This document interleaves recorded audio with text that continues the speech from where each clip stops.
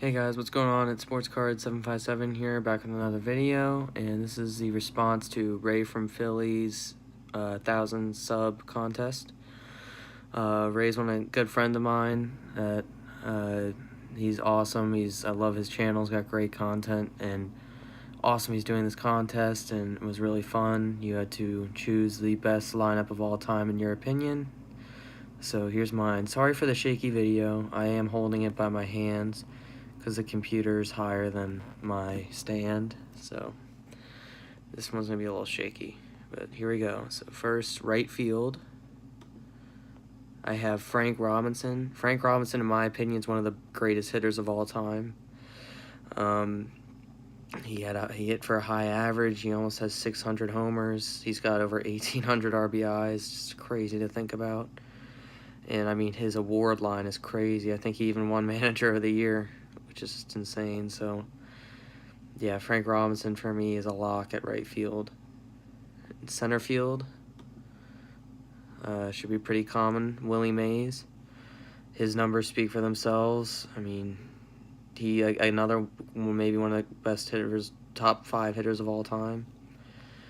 This guy was just unbelievable. Of course, I didn't get to see him play or mostly anyone on this list, but their numbers are just amazing, and he was a game-changing player to have on your team. And then next for left field, this one might come as a surprise for some, but I have Carl Yastrzemski. I mean, he's got 3,400 hits. He's an 18-time All-Star. A big home run hitter, a ton of RBIs. And so when it comes down to it, I think that a guy could have a higher average than another person, but I think you have to take all the categories into consideration when considering the best player of the position. So of course there might be a left fielder that hit higher than him, like hit 320 or 330, but if he doesn't have the other stats to supplement for an overall great player, then I think that they should not be the greatest player. And that's why I picked Yastrzemski, because even though his average wasn't the greatest of all left fielders, his other categories were just insane.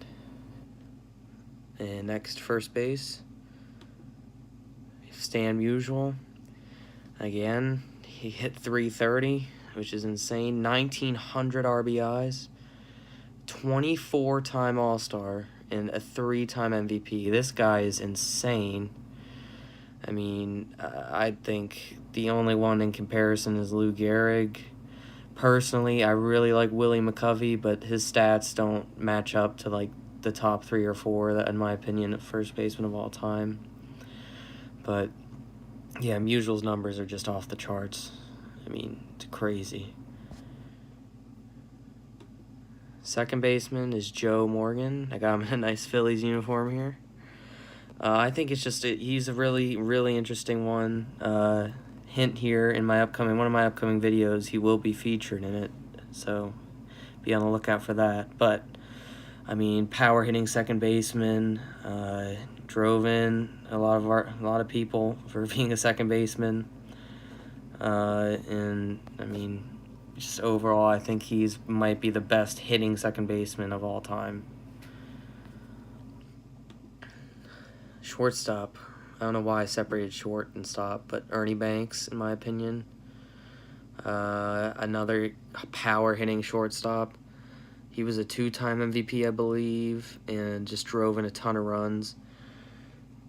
It was between him and, I mean, I had Derek Jeter in the conversation, but again, Derek Jeter, he hit high average. He hit for 330. He had 3,400 hits, but when it came to home runs and RBIs, he was just over 1,000, and I think less than 200 homers.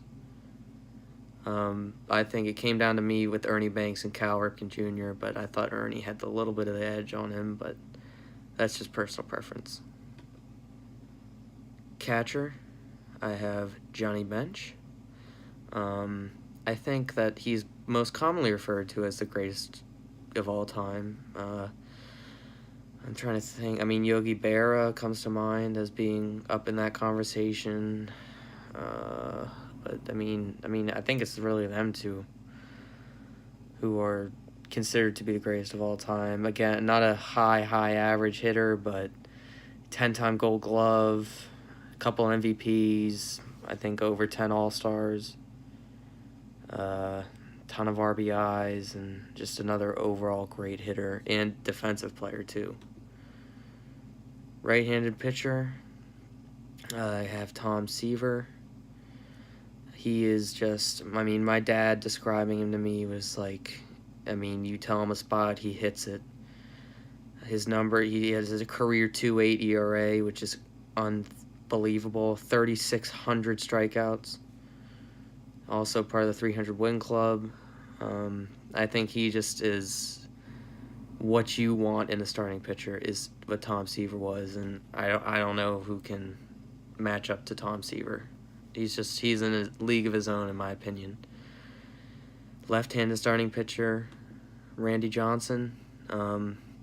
This guy actually I do vaguely remember when I was very young, but his numbers are very good. He has a career 3.29 ERA, so higher, but he has 1,200 more strikeouts at 4,800 strikeouts career, 300 wins. That motion he has with the sidearm was just unstoppable and still is, as you see with Chris Sale. I don't know if you were watching the wild card game a couple nights ago, but in the Rockies game, Jeff Hoffman had great success, and he has that sidearm motion. So I think if a lot of these young pitchers, if they master this motion and can get a little delay in their delivery, it's very hard for these hitters to hit. For right-handed closer, this shouldn't be a shock, Mariano Rivera. Definitely got to watch him play in his prime. I mean, just unbelievable. You bring him in and you have the lead and you know it's secure. I will not mention, however, the World Series game. That's not for today. That's for another discussion. But, I mean, other than that, he was just locked down and a guaranteed win when you brought him in. And left-handed closer, I don't know if this will come as a surprise, but in my opinion, I think John Franco. He has a career sub-3 ERA, 4-time All-Star. He didn't have blowaway stuff, but I think that just the finesse that he had when he came in was amazing, and I just liked him a lot as a person too. And I think he was a very, very, very dominant left-handed closer. I seem to have left out third baseman, unless it's the next one, hopefully. Yep, all right. Third baseman, Brooks Robinson. Again, I don't know why, but I love a lot of these old Orioles.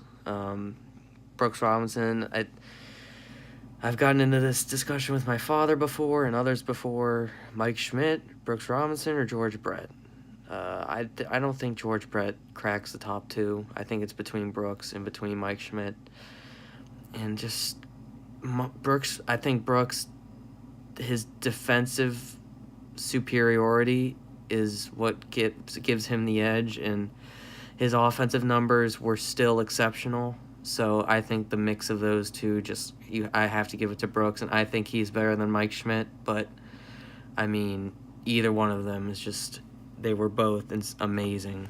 I think Brooks was better defensive. I think Schmidt was better offensive.